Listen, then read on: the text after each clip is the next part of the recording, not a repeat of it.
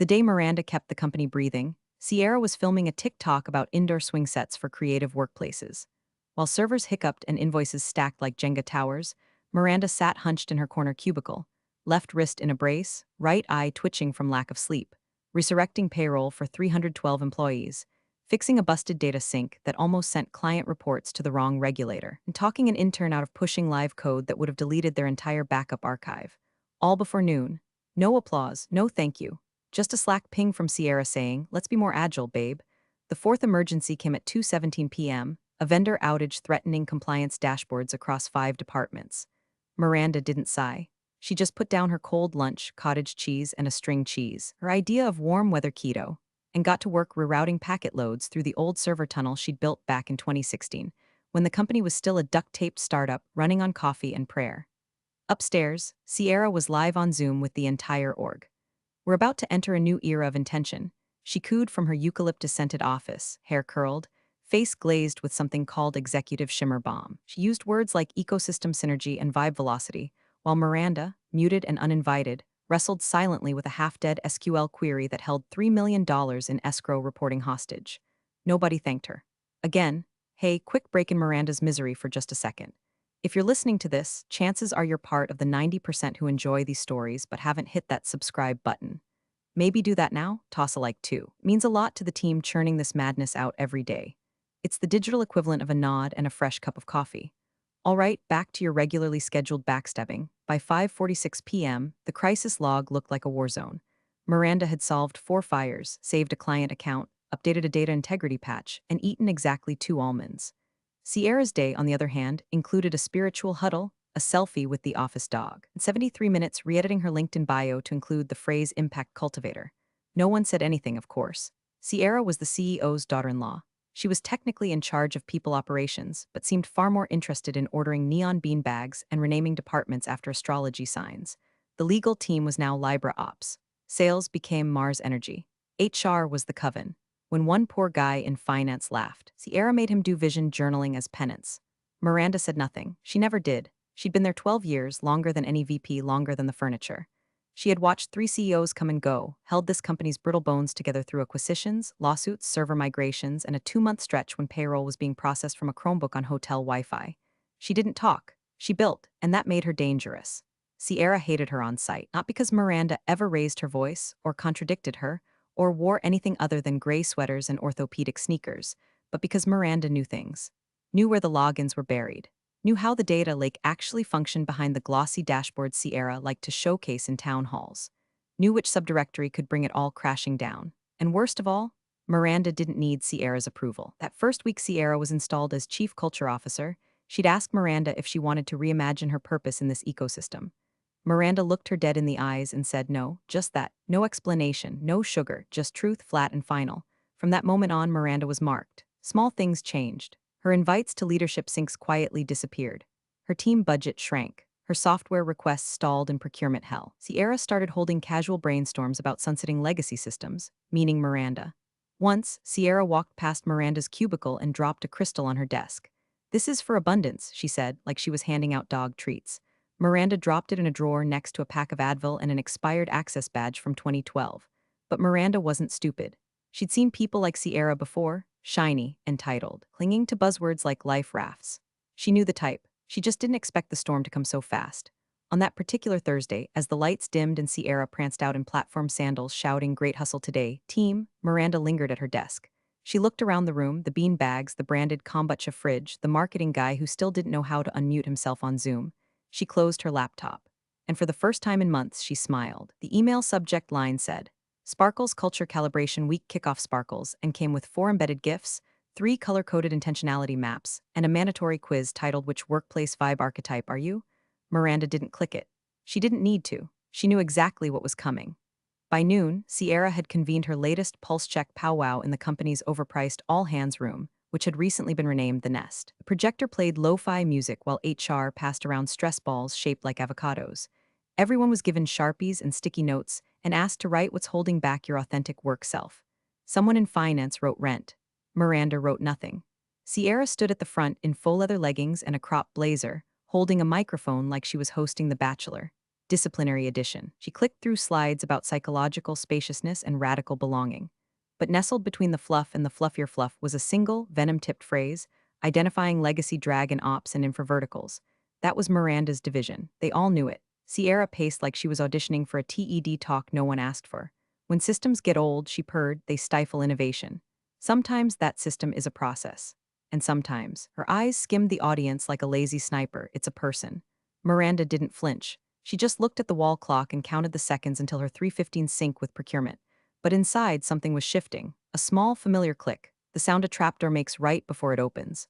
After the meeting, Miranda returned to her desk and opened a plain text document titled Notes.txt. She began typing, not emotionally, not frantically, just typing, dates, names, meeting logs, Slack threads. Unapproved software Sierra's team had installed for employee mood tracking that scraped email headers. Password changes Sierra had ordered IT to execute without MFA. The Google Drive folder where HR had quietly started uploading org charts with her name removed. The smell of rot was rising, and Miranda, like any good technician, knew to record the evidence before the rats could chew through it. That afternoon, Sierra stopped by her desk holding a neon pink smoothie that looked like Pepto-Bismol had a baby with drywall dust. "Hey," she sang, fake as a coupon for a free hug. "Just wanted to check in on your alignment. Some folks feel you've been a little resistant to the culture shift." Miranda turned, her face a mask. "I've been focused on stability." "Oh, totally, babe, but don't forget, vibes drive viability." Sierra winked and walked off, leaving a sticky note on Miranda's monitor. Less friction, more flow. Dizzy by Thursday, Miranda's budget had been quietly slashed. Her request for replacing a failing hard drive was kicked back with the note, "Let's pause on legacy upgrades until the new infra roadmap is finalized." New infra roadmap? There was no roadmap, just vibes and beanbags. At Friday's ops meeting, Miranda brought it up. Calm, straightforward. "There's a structural vulnerability in how licensing is tied to external cloud nodes," she said. "If we're ever audited or breached, it'll raise red flags." Silence. The new CTO, a guy who listed Web3 enthusiast in his email signature, blinked like a confused cat. "I think that's a worst-case lens, Miranda. Let's focus on possibility, not paranoia." Sierra nodded along, smiling like she'd just been named prom queen. "Yeah, I think what we don't need is fear. We're building trust, not tearing it down, right?" Miranda didn't argue, she'd learned. Don't warn the iceberg when the ship wants to party. That night, she ordered takeout and kept typing. She downloaded backups, snapshotted logs, refreshed her encrypted folder labeled Holding LLC Contingency. Checked the timestamps on her contract PDF, especially the clause buried in subsection 9.4. In the event of involuntary separation without cause, all non-transferable rights to proprietary licensing shall revert to signatories holding entity. Sierra had signed it during the merger, back when she was just the founder's Instagram girlfriend with a clipboard and a vision board. Back when Miranda had been asked to quietly rebuild the entire data backbone post-acquisition. Back when she'd smiled and said, "Of course I'll help, but I'll need some assurances." And now, thanks to Sierra's own signature, Miranda had the nuclear button. She didn't plan to press it, not yet. But if Sierra kept pushing, she'd find out what legacy really meant. The sky outside was that kind of cheap blue that made everything inside feel faker than usual, like even the daylight knew it was about to witness something staged. The office was unusually full for a Friday. Marketing was loitering near the kombucha taps. Finance had their headphones off. Even legal was standing suspiciously still, phones half raised like they'd been tipped off. Miranda noticed. Of course she noticed, she always noticed. But she kept typing her last JIRA ticket for the day, titled Final Recursive Cron Job Audit, and let her fingers move slow, deliberate. Like she had time. Like she didn't already know. At 4:02 p.m., Sierra strutted out of the nest in heels too high for someone with that little balance, and clapped her hands like a kindergarten teacher who just found the glitter glue. "Team, can I have everyone's attention for just a sec?" She chirped, voice sweetened with corporate venom. "This is a really big moment for our culture evolution." HR flanked her, eyes glassy and unreadable, holding a manila folder and the kind of forced smile you wear when you've already signed the severance paperwork and your kid needs braces. Sierra pulled something from behind her back. A small potted succulent, soil freshly misted, the pot emblazoned with the company's motto in lowercase sans serif, "Grow where you're planted." Miranda didn't move. Sierra beamed, "We're saying goodbye to someone who's been with us for, gosh, what? 12 years, 13. She giggled like she wasn't sure Miranda had been real this whole time. "But we're growing, we're evolving, and some legacy systems just don't scale with the vision." She walked the succulent over like it was a participation trophy. "Miranda, we're so grateful for your contributions, and we're excited to explore new energy in this space." That's when the folder came out. Termination, effective immediately. No cause, no severance. Just 2 weeks of Cobra info and a bulleted list of what she was expected to surrender before EOD. Badge. Laptop. Any dignity she'd managed to squirrel away. A few fake coughs, awkward shifting. One guy in UX had the audacity to say, "Wait, what?" before Sierra shot him a look that could curdle oat milk. Miranda stood. No tears, no yelling, just the slow motion of someone unhooking her lanyard like she was removing a bandage that had been stuck on too long. She took the succulent, balanced it in one hand. With the other, she picked up a manila envelope she'd prepared earlier that week, slid it across her desk toward her replacement, some overeager Stanford grad who still thought data hygiene was a cool phrase.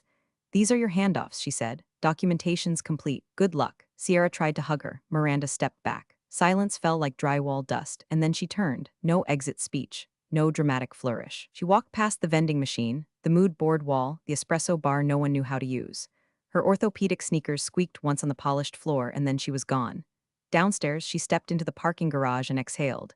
Not like someone defeated, but like someone releasing something she'd been holding far too long.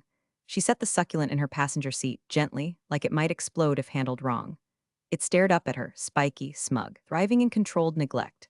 "I should water you with printer ink," she muttered, dry. Her phone buzzed. One text from her attorney. Trigger pulled? She replied with a single word, yes. By the time Sierra finished her happy hour Instagram reel, caption "Leadership means making space seedling #culture first #growth vibes," Miranda was at home, barefoot, hair tied back, a decade's worth of receipts and contracts open on her dining room table. She opened her laptop, connected to the node, and checked the logs. The switch had been flipped, the code had reverted. The license chain by law now pointed straight to her LLC. The trap Sierra triggered had no alarm, no warning, just the quiet sound of everything slowly disconnecting. Miranda poured herself a glass of Pinot, stared at the succulent on her counter, and waited. 2 years before Sierra's lipstick ever kissed a job title, Miranda was sitting in a fluorescent-lit conference room across from three suits who smelled like iced cologne and expedited betrayal. The merger had just been finalized. Some Silicon Valley company with a sleek logo and zero infrastructure had bought out Miranda's sleepy, underfunded workplace. The new execs smiled too wide, said words like disruption and scalability, as if they weren't about to gut the company like a trout. "Just a formality," they'd said, sliding the new contracts across the table. Standard language. Nothing to worry about. Miranda didn't smile. She never did, really. Instead, she took the thick packet, walked out, and drove straight to a strip mall office where a 68-year-old woman named Carla Lee practiced law out of a room that smelled like menthols and microwave soup. Carla had been Miranda's divorce attorney 12 years ago and had once successfully negotiated a postnup that kept Miranda's retirement untouched while her ex-husband cried about losing his boat. "Let's take a look at the fine print," Carla had muttered, chewing on a toothpick like it owed her rent. By the third clause, she stopped. "Here," she said, tapping the page with a hot pink highlighter. "They want you to rebuild their entire architecture, on your time, your labor, your tools, but they're claiming full ownership of the licensing. Not just the deliverables. Everything. You give them this, you'll never own another line of code you write for them again." Miranda nodded once. "So we push back? We don't push, honey, we leverage." For 3 weeks, they negotiated, quietly, strategically. Carla played dumb when it served them, asked for obscure legal insertions that made the execs feel smart for agreeing. And buried in subsection 9.4. Line 11, after the indemnity clauses and IP transfer junk, they inserted it. In the event of involuntary separation without cause, all non-transferable licensing rights associated with proprietary software developed by the signatory shall revert to signatory's registered holding entity. No one blinked. The clause sounded like insurance jargon. Legal tofu, and anyway, company was too excited to finally have a real infrastructure architect who wasn't a contractor with a Bitcoin side hustle. They signed. Carla chuckled when the final copies came back. "That clause won't matter until it does, and when it does, you'll own their nervous system." Miranda didn't laugh, she just nodded again, folded the contract, filed it in a fireproof box. And then she built. She rebuilt their systems from the ground up: authentication layers, compliance tracking, payroll sync, audit chains, uptime management, custom dashboards, all of it. Every kernel, every function call, every shadowy corner of their operations, it ran through her architecture. And her architecture ran through her tools, built under her license. With software libraries compiled from her sandbox environment tied to her LLC's certificate chain. She never told anyone. She didn't need to. She just kept solving problems. Quietly. Permanently. Now, sitting at her dining room table in sweatpants, contract unfolded beside a half-drained wineglass, she reread subsection 9.4 for the first time in 2 years. The paper was still crisp. The signature, Sierra's, was still clean, probably signed with a glitter pen while wearing a girl boss hoodie. Miranda stared at it for a long moment. Let the silence settle. Then she picked up her phone. Carla answered on the second ring, voice as raspy as ever. "Tell me it's finally happening." Miranda exhaled. "It's time. I'll get the filing prepped. You want escalation language? Yes, you want them to blink. I want them to see the void they built their empire on." Carla whistled. Damn, remind me never to cross you. Miranda smiled, not wide, not cruel. Just the kind of smile you wear when you know the storm you buried is finally crawling up from the basement. She hung up, stared out the window. Somewhere out there, Sierra was probably sipping Prosecco. Uploading a selfie caption closed a chapter. Opened a portal. Cherry Blossom #new energy let her enjoy it. Monday was coming, and Miranda had already pulled the fuse. At 6:17 a.m., the first ooh hit the #info Slack channel. Someone from Payroll couldn't log into the reporting tool. At 6:23, IT pinged the CTO about missing endpoint access. By 6:31, the third-party vendor who handled benefit disbursement called to say their API key was failing. By 6:45, nothing was working. Not just a little outage. Full flatline. The data center was offline. Client portals bricked. Compliance dashboards frozen mid-sync. Terminal windows flashed red with license verification errors no one could decipher. Backup credentials failed. Escalation calls started before sunrise. At 7:04 a.m., the CTO's Slack went from available to frenzied meatball, as one engineer called it later. At 7:11, a marketing director tried to log in to push a newsletter, and instead triggered a system-wide lockout protocol Miranda had quietly built 2 years ago, in case of emergency or dumbesses. Meanwhile, in a quiet suburb 15 miles away, Miranda stirred cinnamon into her coffee. The ceramic mug read "I void warranties." The succulent from her desk sat in the windowsill, thriving in filtered light, smug as ever. She opened her laptop, not the old work-issued one, now presumably deactivated, but her personal one. The dashboard for her LLC license server was clean, humming along nicely. Every access ping from her former employer lit up the logs like a Christmas tree. They were trying, and failing. One of the engineering leads tried to restart a dependency chain, returned an authentication error. License expired. Please contact the administrator of LLC 18753 MD. They didn't recognize the string. They should have. Back at the office, Sierra arrived at 7:30 in her usual Monday getup, designer athleisure, and an aura of undeserved confidence. She walked into the war zone with an iced green juice and said, "Okay, let's center ourselves and attack this with grace." 2 minutes later, she was screaming, "Just reboot the servers." The CTO, gray-faced and sweating through his dress shirt, stammered, "It's not the servers, the licensing chain. Everything's rejecting internal credentials. Even I got bounced from the root node." "Then override it," Sierra barked. "I can't. The contract says non-transferable rights. There's a fallback protocol. It points to an external license host. We've been cut off." Sierra blinked. "By who?" "By the person who wrote it." "Miranda? This whole system runs on her architecture. Her LLC owns the license. And per the clause you signed, no," Sierra snapped, pointing a shaky finger. "No, no, no. You're not pinning this on me. Ma'am, this is not about blame. It's about the fact that payroll is dead, we're non-compliant on 6 audits, and our client portals are legally required to report downtime after 4 hours. We're already 2 hours in." Sierra turned to the room like a preacher mid-sermon. "Okay, everyone just breathe. This is clearly an overreaction. It's probably a glitch. We'll reboot, we'll reset. Maybe someone accidentally disconnected a pipeline." From across the room, someone muttered, "Yeah, 2 years ago." The CTO pulled up a live dashboard. "Here. Every handshake protocol is trying to ping this address." He pointed to the string on screen. "That's not one of ours." Sierra squinted. "Who the hell is North Hollow Systems LLC?" Silence. And then a low, incredulous voice from a corner cubicle said, "I think that's Miranda's company." HR dropped their coffee. In her kitchen, Miranda smiled behind her mug. She refreshed the log feed. Someone in procurement was trying to backdoor through an old dev tunnel. It auto-locked and sent a denial notice. A second later, a licensing report hit her inbox. 98 attempts. All failed. At 8:12 a.m., a senior partner called the CTO directly. His voice was dry. "We just lost 3 regulatory deadlines and a $250,000 renewal. What the hell is going on?" The CTO replied the only way he could: "Our infrastructure is revoked, and we can't fix it without violating a contract Sierra signed." Meanwhile, Sierra was pacing like a coked-up parrot, mumbling, "It's just a system hiccup." Miranda was a sysadmin, not a nuclear warhead, but the engineers knew better. Miranda hadn't built a system. She'd built leverage, and the company had just yanked the wrong wire. Across town, Miranda opened an email draft. Subject: license transfer requisition terms. To Executive Board CC Legal. Attachments: contract clause 9.4 log exports current downtime fines. She typed 2 words in the body, per clause, then she clicked send. And took another sip of coffee. At 9:06 a.m., the CTO stormed into Legal's glass-walled fishbowl like a man walking into traffic. He didn't knock, just dropped a thumb drive on the paralegal's desk and said, "Find me the contract." The merger one, and the one Miranda signed. The paralegal blinked. "We have like 17 versions of that. Start with the one with Sierra's signature." She was the signatory for ops compliance, right? A beat of silence. Then, oh God, down the hall. Sierra was still flailing. She'd cycled through all 5 stages of corporate grief in under 20 minutes and was now stuck on a bastardized 6th, branding the outage. She wanted to call it a resilience opportunity. The The social media team was being told to prepare a post about unexpected maintenance during a legacy system pivot. HR had quietly locked the internal wiki. IT had pulled their own emergency protocols and found them pointing to dead nodes and Miranda's LLC in point. The error logs were damning. Every failed call, every handshake rejection, every license error, all of it traced back to Miranda's codebase. Not inspired by, not built over, hers. The CTO paced outside legal like a man waiting on biopsy results. Sweat soaked his collar. He scrolled through the logs again, praying for a backdoor. There was none. The fallback scripts Miranda had written were airtight. They didn't just lock people out, they reported violations. To her.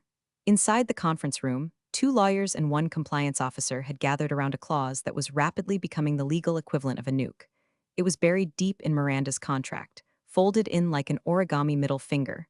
In the event of involuntary termination without cause, all proprietary licensing rights and active software dependencies shall revert to the signatory's holding entity, hereafter referred to as North Hollow Systems LLC. There it was, clear as glass, signed, dated, digitally initialed, by Sierra. The legal associate audibly gulped. She gave it away. She signed it away. The compliance officer pulled off his glasses and pinched the bridge of his nose. She didn't give it away. She had no idea what she was signing. The CTO slumped into a chair. When we did the merger, Miranda asked to restructure the base licensing terms. Said she wanted indemnity protection in case of acquisition. Nobody cared. We just wanted her to rebuild the dam system, which she did, said the lawyer, under her architecture, her tools, her proprietary stack. The second lawyer added quietly, which makes this more than an outage. This is breach territory, compliance failure, possibly licensing fraud if we try to override it. The room froze, because overriding it is exactly what Sierra had been screaming about for the last 30 minutes. Just then, the door burst open and Sierra barreled in, holding her phone like it was a gun. We just lost the Cascade Healthcare contract. The dashboard crashed mid-demo. That's a 7-figure account. What the hell is taking you so long? The CTO didn't even look at her. He just held up the contract. This is what's taking so long. She blinked at it. What is that? Your signature. On a clause that gave Miranda's LLC full license ownership the moment you fired her without cause? That's not real. That wasn't, she was just a back-end dev. She wasn't just anything, he snapped. She was the architect. Everything runs on her stack and now it's legally revoked. The lead counsel finally spoke. Her voice was slow, even. You can't undo this. You can't claw it back. If you override that code or access those servers, you violate licensing law. And if she pursues damages, Sierra's mouth opened, then closed again. For the first time all morning, she looked small. How much? Daily operational loss? So far north of 7 figures. Legal exposure, the lawyer shrugged. Depends how mad she is. She's not mad, Sierra insisted. She's weird. She barely talks. She wore sneakers to board meetings. Yeah, the CTO said, because she was too busy building the infrastructure you just unplugged. The phone in Sierra's hand slipped slightly. She looked down, saw her own signature at the bottom of the clause. Looped letters, hard over the I. The lawyer tapped the paper. Congratulations, she said. You signed the kill switch. Across town, Miranda opened her inbox. Subject, urgent reinstatement and licensing discussion. From board at company name com. Time, 10:01 a.m. She didn't open it. Instead, she refreshed the logs again. 152 license pings in the last hour. All failed, all routed through her system. The system she warned them not to ignore. She took another bite of toast. Not warm, not even good. But better than whatever panic Sierra was chewing on right now, and way easier to swallow. At exactly 10:43 a.m., a Gulfstream G550 touched down at the private airstrip north of the city. On board were Alton Merrick and Patrice Donnelly, majority owners, board founders, and the sort of wealthy that wears linen year-round. They'd just spent 12 days on a Mediterranean cruise called the Serenity Circuit, where phones were banned, and conflict resolution came in the form of guided sound baths and champagne yoga. By 11:12 a.m., both had been briefed. By 11:15, Alton threw a tablet across the boardroom and screamed, $4.3 million. Patrice didn't scream. She didn't speak at all. Just stared out the window like she could still see the coast of Sardinia and imagine a world where her inbox wasn't stacked with red-flagged compliance violations, breach notices, and a politely lethal memo from their largest client's legal team asking why their audit pipeline showed no valid signature detected. Sierra stood at the head of the table in a beige pantsuit that looked like it came with a podcast. Her hair was still photo-ready, but her voice cracked every third syllable. It's okay, listen, it's not that bad. It's mostly just like glitches, and we're working on it. It's got eyes on it, and legals pulled up the old contracts, and honestly, Miranda left us kind of a mess. Stop saying her name like she's Voldemort, Patrice snapped. Sierra blinked. Excuse me. Keep acting like she summoned this from hell. She built our entire infrastructure. You kicked her out with a goddamn succulent and a Canva quote about growth. Alton turned to legal, who looked more exhausted than usual. Is this reversible? No, said the counsel flatly. She didn't just build the architecture. She built it under a license owned by her LLC. Clause 9.4 states that if she was terminated without cause, control reverts to her. She owns the whole code base, the entire license chain, and per federal licensing law, we can't override it without permission. Alton narrowed his eyes. So what you're saying is we're trespassing on our own system? Yes, said the CTO from the corner. With every access attempt, we're breaching contract. If she wanted to, she could take us to federal court and bleed us dry on statutory penalties alone. Sierra stepped forward. That's ridiculous. It's just software. Tris turned slowly, voice like cold steel. And your signature is on the clause that handed her the detonator. I didn't know what I was signing. Because you didn't read it, Alton growled. You were too busy building your goddamn brand. Silence fell like a body on a hardwood floor. Sierra looked around the room, at the lawyers who wouldn't meet her eyes, the CTO who'd stopped trying to defend her, the interns from comms who looked like they wanted to melt into the carpet. Her glossed lips twitched once, twice. The corners of her mouth started to tremble. I was trying to modernize, she said, voice strangled. She was obsolete. Everyone said she was cold, difficult, quiet. Not collaborative, she was efficient, Patris snapped. You're the one who needed a ring light to send a memo. Legal slid the contract across the table. There, that's the clause, initialed, digitally time-stamped. Unbreakable, you gave her the kingdom, and then you burned the bridge to ask for it back. Sierra grabbed the paper, staring at her own swirling initials. She didn't speak for a full 30 seconds, just stood there frozen, the walls closing in behind her fake credentials and borrowed authority. Alton pulled his chair back and stood. Get her on the phone, Miranda. Now. She's not answering, the CTO said. She got our email, our calls, nothing. She won't even negotiate. Hasn't said a single word since Friday, legal said, but she's watching. The license logs show that she monitors every ping, every failed handshake. Every time we try to fix something, she sees it. Silently, Sierra's breath hitched. So we're just hostages? No, Patris said, picking up her purse. We're just dumb. And she's patient enough to let us feel every inch of it. Down the street, Miranda sat on a park bench feeding bits of stale baguette to pigeons. Her phone buzzed. She didn't check it, didn't need to. The company would talk, they'd bluster, they'd scream, but they wouldn't touch her system because they couldn't, and that kind of silence was better than applause. By 1:23 p.m., Sierra's corporate keycard stopped working. She tried it once on the elevator, light flashed red. Tried again at the second-floor server room, red again. When she jabbed it at the HR suite door and nothing happened, she turned to the intern trailing her and hissed, "Do you know who I am?" The poor kid blinked. "I thought you were still in charge." Sierra spun and marched toward the glass cube where legal, IT, and the board were now locked in conference. She slammed her hand against the glass. Inside, no one moved. The CTO simply turned a laptop screen slightly toward her, just enough to show the access log. User, Esterner access suspended reason, security protocol escalation under clause 9.4, it was official. She'd been cut off, all credentials revoked, she banged harder. The CEO finally opened the door, face pale and drawn. "Why are you doing this?" she demanded. "We're not doing anything," he said flatly. "You already did." Across the building, HR scrambled to clean up, but it was too late. Their internal docs were gone. Every policy draft, every onboarding form, every file Sierra had streamlined into the cloud for efficiency, all vanished, not deleted, just redirected to Miranda's archive, not a hack, not even sabotage. She'd built the storage paths, the dependencies, the efficiency. Sierra had signed off on everyone. The company's spine was Miranda's skeleton, and now it had walked away.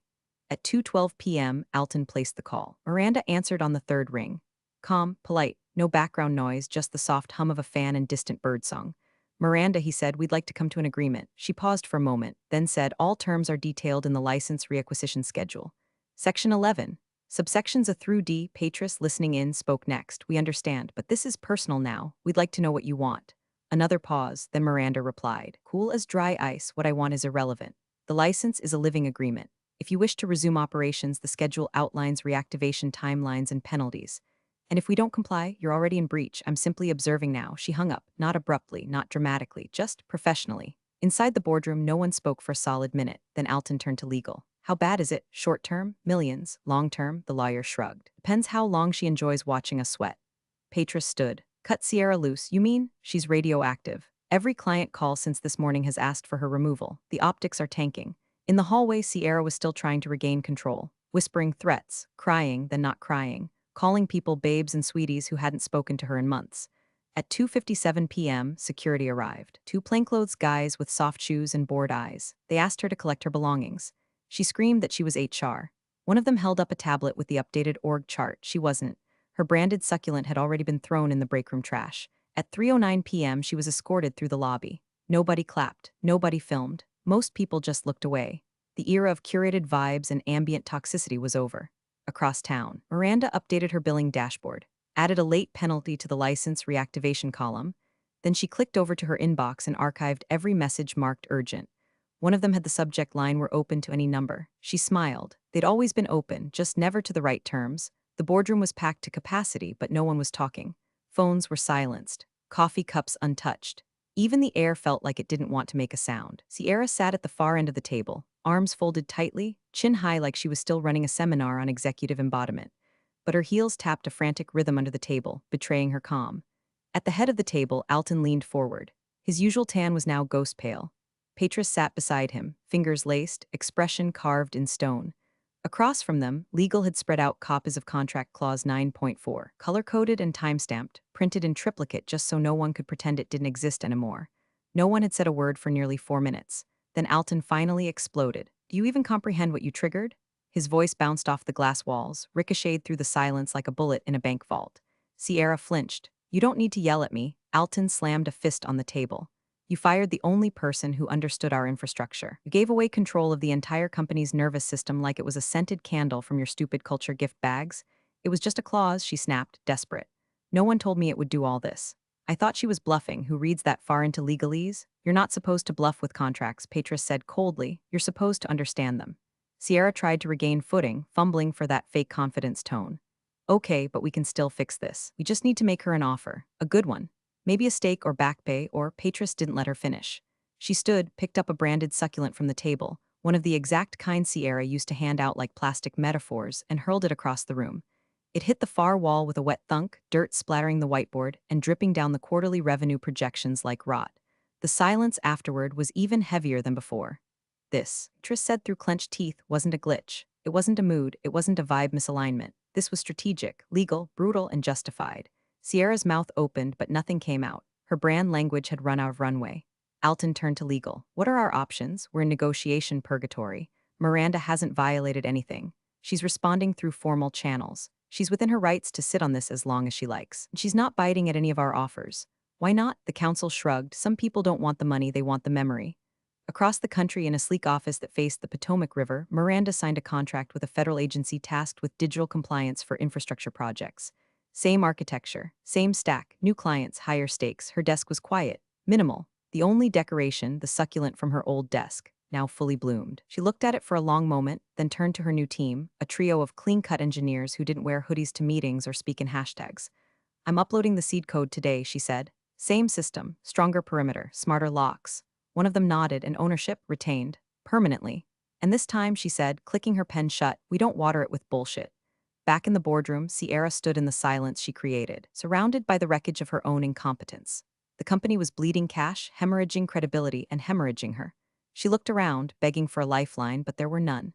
Just a chair she no longer deserved, a brand she no longer controlled, and the echo of a woman she once called legacy clutter turning out to be the foundation under everything. Miranda never raised her voice. She didn't need to. She wrote the final word in the silence they gave her, and it echoed. Big thanks for watching, you sneaky seniors. Subscribe to keep the coffee pot brewing revenge. Your ex-colleagues won't know what hit 'em.